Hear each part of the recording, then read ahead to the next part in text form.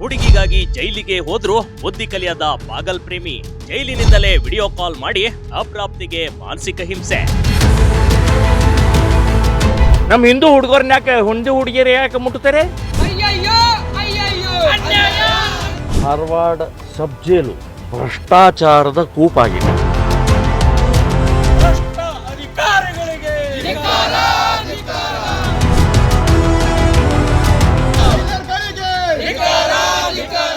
ಜೈಲಿನಲ್ಲಿ ಬಿಂದಾಸ್ ಆಗಿ ಅಪ್ರಾಪ್ತ ಆರೋಪಿ ಅದೇನ್ ಮಾಡಿದ್ದಾನೆ ಅಂತ ನೋಡ್ಬಿಡಿ. ಕೈಯಲ್ಲಿ ಮೊಬೈಲು, ಹುಡುಗಿಯ ಹೆಸರು ಬರೆದುಕೊಂಡಿದ್ದಾನೆ. ಸಂತ್ರಸ್ತೆಗೆ ಫೋನ್ ಮಾಡಿ ಕಾಲ್ ಮೇಲೆ ಕಾಲ್ ಮಾಡ್ತಿರುವ ವಿಡಿಯೋ ವೈರಲ್ ಆಗಿದೆ ಕಣ್ರಿ.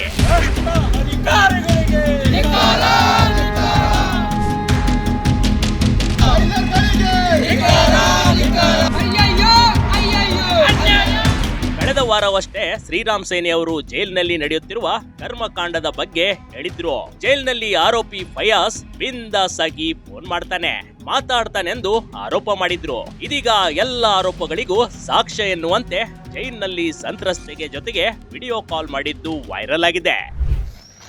ಏನ್ ಸರ್ ಇದು? ಹೀಗಾದ್ರೆ ಏನು ಕಾನೂನಿಗೆ ಅಥವಾ ಏನು ಬೆಲೆನೇ ಇಲ್ಲನ್ರಿ?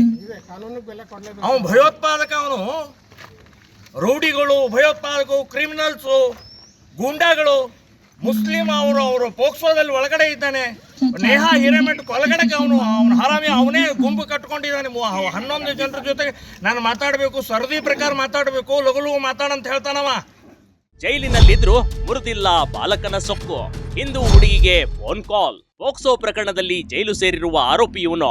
ಆದ್ರೆ ಸಂತ್ರಸ್ತೆಯನ್ನ ನಿತ್ಯ ಜೈಲಿನಿಂದಲೇ ವಿಡಿಯೋ ಕಾಲ್ ಮಾಡ್ತಾನೆ. ವಿಡಿಯೋ ಕಾಲ್ ಮಾಡಿ ತನ್ನ ಪರವಾಗಿ ನ್ಯಾಯಾಲಯದಲ್ಲಿ ಮಾತನಾಡುವಂತೆ ತಾಕೀತು ಮಾಡುತ್ತಾನೆಂಬ ಆರೋಪ ಕೇಳಿಬಂದಿದೆ. ಒಬ್ಬ ಪರ್ವೇಜ್ ಅನ್ನುವಂಥ ಪೋಕ್ಸೋ ಕೇಸ್ನಲ್ಲಿ 16 ವಯಸ್ಸಿನ ಒಬ್ಬ ಹಿಂದೂ ಹುಡುಗಿನ ಆ ಹುಡುಗಿ ರೇಪ್ ಮಾಡಿ ಇವತ್ತು ಒಳಗಡೆ ಇದ್ದಾನವನು. ಅವನೇ ಫೋನ್ನಲ್ಲಿ ಗಂಟೆಗಟ್ಟಲೆ ಮಾತಾಡ್ತಾನವನು. ಅವನೊಬ್ಬ ಚಾಚಿ ಅಂದರೆ ಅವನು ಚಿಕ್ಕಮ್ಮನೋ ಏನೋ ಇದ್ದಾರೆ, ಅವಳಿಗೆ ಫೋನ್ ಮಾಡಿ ಕಾನ್ಫರೆನ್ಸಲ್ಲೇ ಮಾತಾಡ್ತಾರೆ. ಆ ಹುಡುಗಿ, ಇವನು ಮತ್ತು ಆ ಚಾಚಿ 3 ಜನ ಕಾನ್ಫರೆನ್ಸ್ನಲ್ಲಿ ಮಾತಾಡ್ತಾರೆ. ರೆಕಾರ್ಡ್ ಇದೆ ನಮ್ಮ ಹತ್ರ. ಸಂತ್ರಸ್ತೆ ದಿನವೂ ಅವನ ಜೊತೆ ಮಾತನಾಡುವಂತೆ ಒತ್ತಾಯ ಮಾಡ್ತಾನೆ. ಕಾಲ್ ಮಾಡದೆ ಹೋದ್ರೆ ಅಶ್ಲೀಲ ವಿಡಿಯೋ ವೈರಲ್ ಮಾಡುವ ಬೆದರಿಕೆ ಬೇರೆ ಹಾಕಿದ್ದಾನೆ. ಹೀಗಾಗಿ ಸಂತ್ರಸ್ತೆ ಆತನ ಭಯಕ್ಕೆ ವಿಡಿಯೋ ಕಾಲ್ ನಲ್ಲಿ ಮಾತಾಡುವಂತಾಗಿದೆ.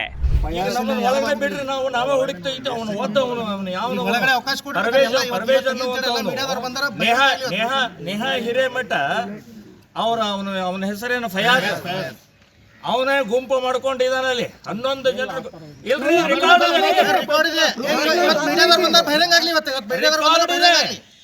ಇನ್ನು ಕೈಯಲ್ಲಿ ಸಂತ್ರಸ್ತೆ ಹೆಸರು ಜೈಲು ಸೇರಿದ ಆರೋಪಿ ಬರೆದುಕೊಂಡಿದ್ದಾನೆ.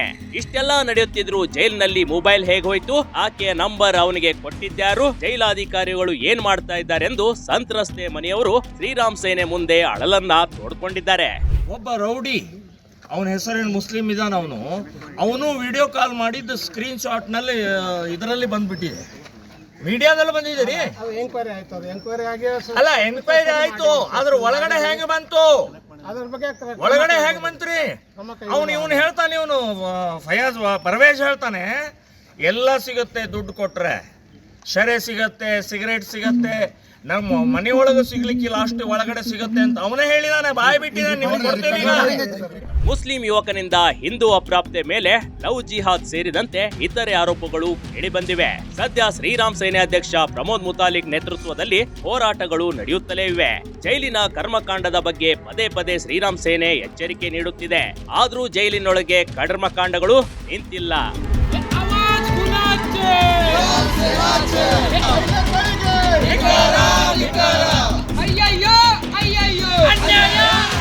ಸದ್ಯಕ್ಕೆ ಧಾರವಾಡ ಜೈಲಿನಿಂದ ಪೋಕ್ಸೋ ಕೇಸ್ ಅಡಿ ಬಂಧನವಾಗಿರುವ ಆರೋಪಿಯನ್ನ ಬೆಳಗಾವಿಯ ಹಿಂಡಲ್ಗಾ ಜೈಲಿಗೆ ಅಟ್ಟಲಾಗಿದೆ. ಆದ್ರೆ ಶ್ರೀರಾಮ್ ಸೇನೆ ಅವರು ನೇರವಾಗಿ ಗೃಹ ಮಂತ್ರಿಗಳಿಗೆ ಕೆಲವೊಂದು ಪ್ರಶ್ನೆಗಳನ್ನ ಮಾಡಿದ್ದಾರೆ. ಜೈಲಿನೊಳಗೆ ಸ್ಮಾರ್ಟ್ ಫೋನ್ ಹೇಗೋಯ್ತು, ಆರೋಪಿಯಿಂದ ಸಂತ್ರಸ್ತೆಗೆ ನಿತ್ಯ ವಿಡಿಯೋ ಕಾಲ್ ಮೂಲಕ ಬೆದರಿಕೆ, ಈ ವಿಷಯ ಗೊತ್ತಿದ್ರೂ ಸುಮ್ಮನೆ ಇದ್ದಾರ ಧಾರವಾಡ ಜೈಲಾಧಿಕಾರಿಗಳು? ಮಾನ್ಯ ಗೃಹ ಮಂತ್ರಿಗಳೇ ಇದಕ್ಕೆ ಉತ್ತರ ನೀಡಿ ಅಂತ ಪ್ರಶ್ನೆಯನ್ನ ಮಾಡಿದ್ದಾರೆ. ಮೊಬೈಲು, ಡ್ರಗ್ಗು, ವೈನು, ಸಿಗರೇಟು ಇವೆಲ್ಲವೂ ಕೂಡ ಒಳಗಡೆಗೆ ಸಪ್ಲೈ ಆಗ್ತಾ ಇದೆ ಅನ್ನೋದಕ್ಕೆ ನಮ್ಮ ಕಡೆಗೆ ದಾಖಲೆಗಳಿದಾವೆ.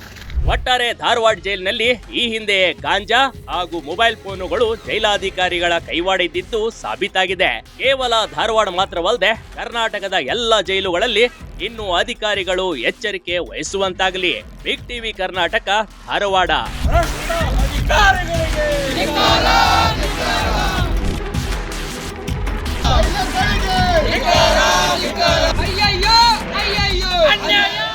ಬಿಗ್ ಟಿವಿ ಕರ್ನಾಟಕ ಯೂಟ್ಯೂಬ್ ಚಾನಲ್ಗೆ ಈಗಲೇ ಸಬ್ಸ್ಕ್ರೈಬ್ ಮಾಡಿ. ಧನ್ಯವಾದಗಳು.